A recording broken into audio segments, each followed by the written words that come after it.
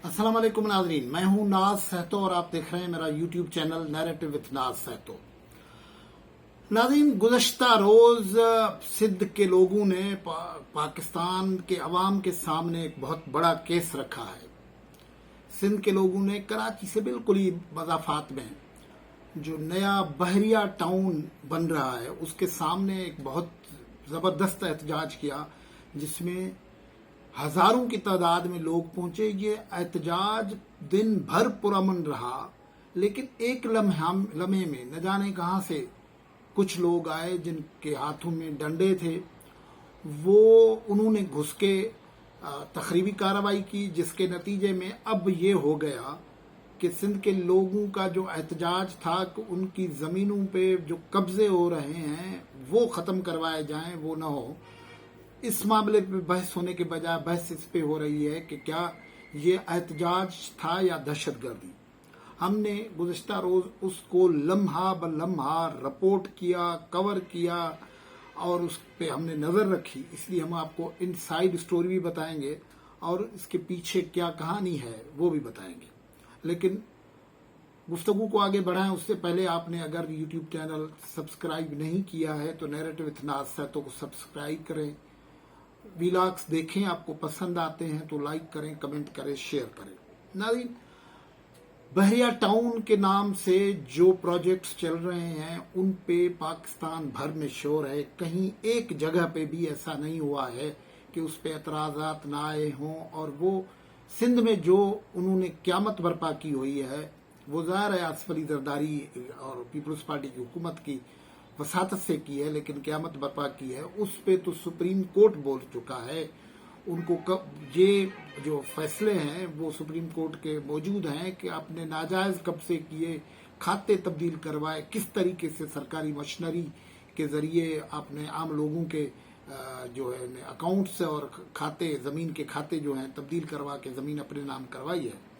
उस पे 1, 2, 4 रुपए की नहीं 460 अरब से ज्यादा रुपए का जुर्माना लग चुका है। लेकिन अब सरकार, वो जरदारी की हो या इमरान खान की हो, वो बहरहाल मलक रियाज उनको मात करना जानते हैं तो बात हो जाती है।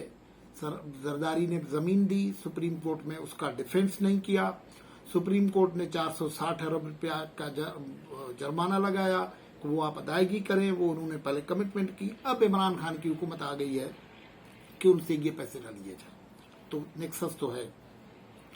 ये जो एहतजाज था वो सिंध एक्शन कमेटी की तरफ से था। ये Sindh action committee civil rights की नेशनलिस्ट, सिंधी नेशनलिस्ट और जो दूसरे सिविल सोसाइटी के लोग हों उनका एक कॉमन फोरम है। और उनके साथ जो बाकी लोग थे वो इंडिजिनियस पीपल्स राइट्स के नाम से एक तहरीक बनी है।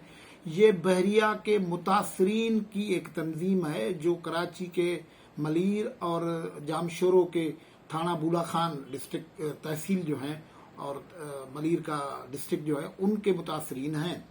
यहाँ के करीम हैदराबाद कराची के रहने वाले हैं। ये कराची में उमूमन ये बहस चलता रहता है कि कराची के शहरी तो सदियों से वो हैं जो कलमती हैं, जो बुरफत हैं, जो जोखे हैं, जो वाढेले हैं, जो वो हैं। उनके गांवों पे ये गांवों को मसमार करके पिछले दिनों से ये मामला चल रहे थे और उन पे गोलियां भी चल रही थी। फिर हुकूमत को एहतजाज करना पड़ा और मुतासरीन को आगे आना पड़ा।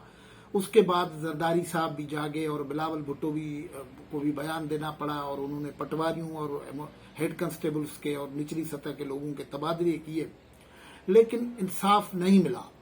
तो लोगों ने बहरिया टाउन के सामने एहतजाज का ऐलान किया। एहतजाज जो था बिल्कुल पुरअमन था और ये एहतजाज बहरिया टाउन का जो मोटरवे है हैदराबाद कराची के बीच में, उससे एक अलग रोड है जो बहरिया टाउन का अपना रोड है, जिसपे उन्होंने अपना टोल प्लाजा बनाया हुआ है। वो था एक तरफ बीच में एक लाइन है उसकी हाईवे की, फिर दूसरी लेन है, उस पे एहतजाज था।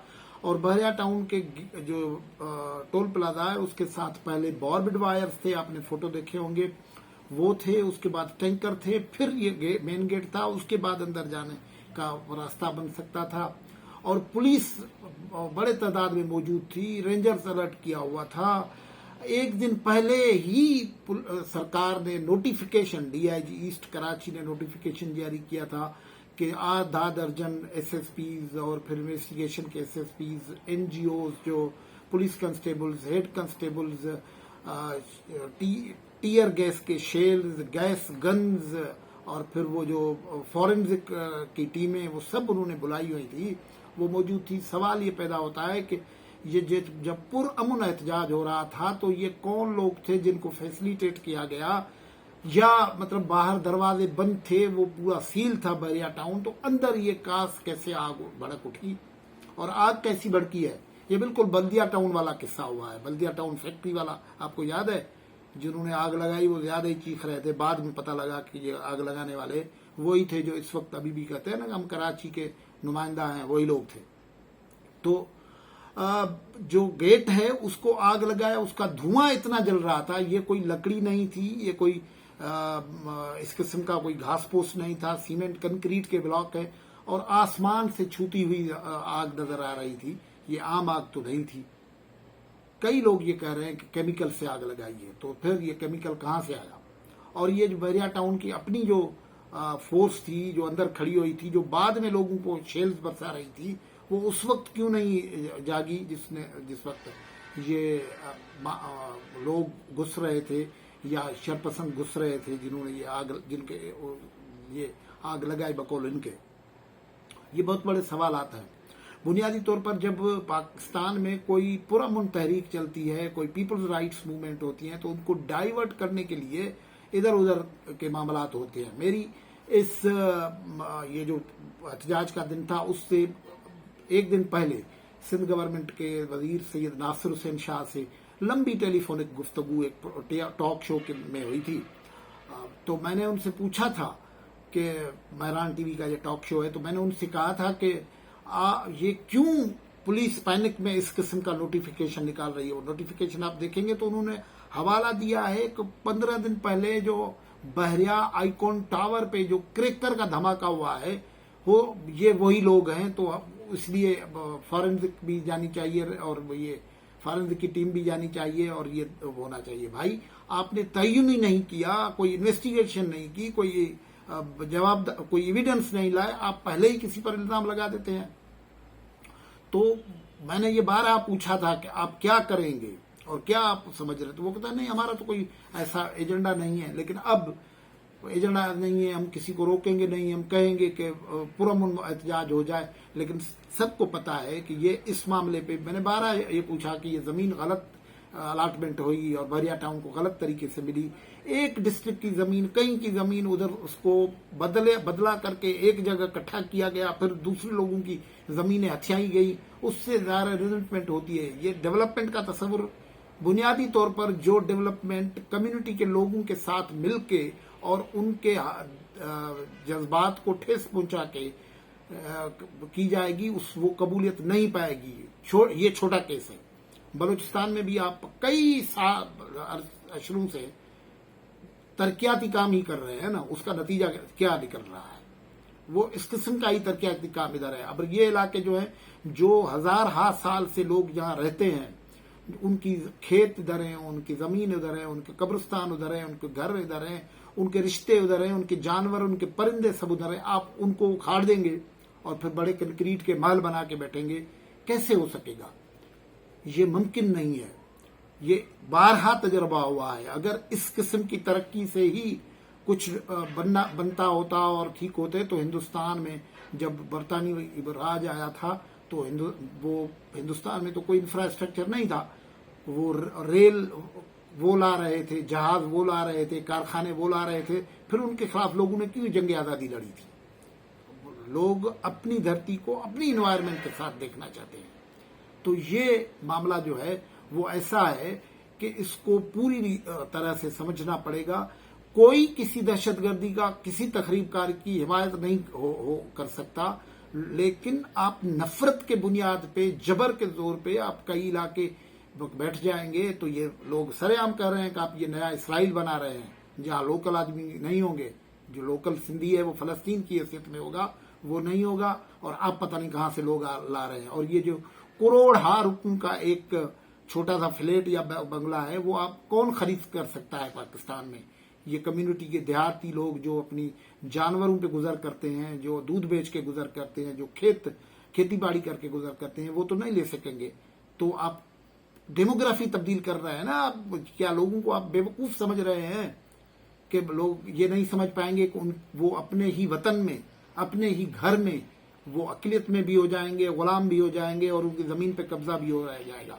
और उस सूरत में ये जो डेवलपमेंट का कॉन्सेप्ट है कैसे चलेगा, इसको समझना पड़ेगा। और ये मेरा ख्याल है कि पाकिस्तान की इन्वेस्टमेंट करने वालों के लिए ये सबसे पहले सवालात होने चाहिए। पाकिस्तान में जो भी इन्वेस्टमेंट कर रहा है कि कम्युनिटी की तरफ क्या है प्रोजेक्ट का रवैया। अगर वो नहीं होगा तो उससे मसाइल होंगे। इस वक्त भी आपका इस पे बहस हो रहा है कि ये दहशतगर्दी थी और जला दिया। भाई ये टावर जो था सीमेंट और अपना स्टील का बना हुआ था, तो फिर ये पूरा जल कैसे गया? लकड़ी तो नहीं था ना, वो ढहा कैसे गया? और अगर ढहा गया तो कौन सा केमिकल आया था? और वो केमिकल क्या आम आदमी और इन देहाती लोगों के पास होता है या कहीं से आता है, और कौन लोग ला सकते हैं?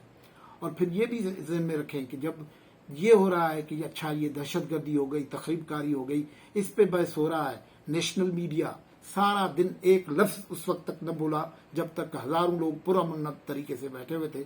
लेकिन वो जो भी लोग थे जिनको ज़ाहिर ये सरकार का काम है ना, वो पुलिस किसके लिए खड़ी हुई थी, सीसीटीवी किसके लिए थे, पुलिस फोर्स किसके लिए थे, जो बाद में शेलिंग कर रही थी, पहले क्यों नहीं रोक सकती थी उनको? ये उनका काम है। जब वो तखरीबकारी हो चुकी तो वो उसके बाद सरगर्म हो चुके थे, पहले नहीं थे। ये उनका काम था कि उनको रोके। और ये जो मामला है कि जब तक पुरअमन एहतजाज था एक लफ्ज भी सो कॉल्ड नेशनल मीडिया पे नहीं आ रहा था। बाद में जब आग भड़की तो कह रहे कि आग भड़क रही है, आग भड़क रही है, उस पे बात हो रही है। लेकिन इस वक्त भी रात गए जब मैं आपसे गुफ्तगू कर रहा हूं तो 125 से ज्यादा कारकुन जो है मुख्तलिफ पॉलिटिकल पार्टीज के जो पुरअमन थे उनको गिरफ्तार किया हुआ है। 30 के करीब खवातीन हैं, 12 के करीब बच्चे हैं, पुलिस थानों में है, उनका कोई पुरसान हाल नहीं है, उनका कोई जिक्र नहीं है। लेकिन इनको ये उस किस्म की कंक्रीट की तरक्की का फिक्र है जो नफरत के बुनियाद पे बनाई जाती है और की जाती है। और नफरत बेच के आप तरक्की कैसे पा सकते हैं, ये सवाल बड़ा सवाल है। आज की गुफ्तगू से इजाजत, अल्लाह हाफ़िज़।